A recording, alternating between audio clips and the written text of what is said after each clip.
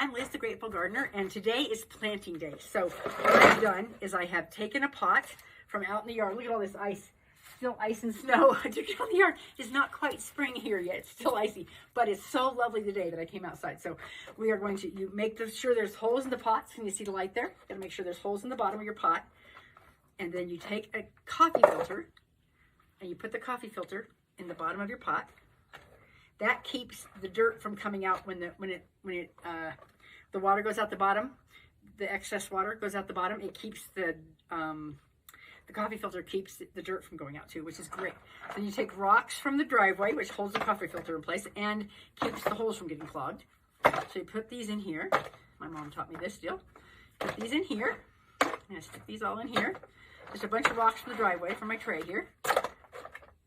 And then you put dirt, and this dirt is dirt that I took from an old pot from last year, and then I added Miracle-Gro with the moisture control. I love the organic kind. I mixed it all in here. So I took the old dirt from last year and mixed in about a quarter more of the new dirt from this year, and that way you don't have to replace all your dirt because it's so expensive. So you just take some in here, put it in here like this, put it in your pot like this. Then you very carefully take the one you're going to plant in here. I think maybe we'll just do this one because this is going to get kind of big. These things get huge. So you dig a hole, the dirt you just put in there, wind the roots around.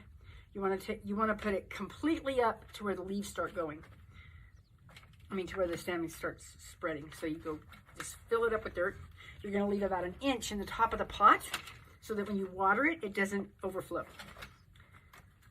So you put this in here, and you keep pushing it down to make sure it's tight, it's got a good grip in there.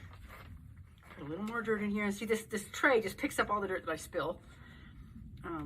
It's fabulous. I use it in the house when I want to plant in the house. When it's winter and I can't come outside, I do it. So there you go. Leave about an inch at the top, like that. And now you have a brand new baby arrowhead plant. So I wash this off, and then I set it in a bowl, and I water them from the bottom. I get a bowl, like I just go to Goodwill and get a bunch of bowls that are the sizes I need, ceramic ones, and then I set this in it, and then you water from the bottom, usually once a week, and that it will take the water as it needs it. That way you can't overwater it, underwater it, whatever. This works great. So, pardon the mess here, but so we've got this one. Earlier I did a creeping Charlie plant that my friend gave me as a start from hers. And here's another arrowhead plant. Now, when people ask me for plants, which they do a lot, because I have so many, I can just give them a start. Somebody said to me the other day, can I have a start of your begonia thing? And I'm like, no, I'll just give you a plant. Because when I do this, I make these, and then when people ask, I can just give it to them. So, which is super fun to do. I feel like Santa Claus. Anyway, so like and follow us, and then we'll do more tomorrow. But here's how to repot your plants. And don't forget to check the link down below to get yourself a boot tray. See you later.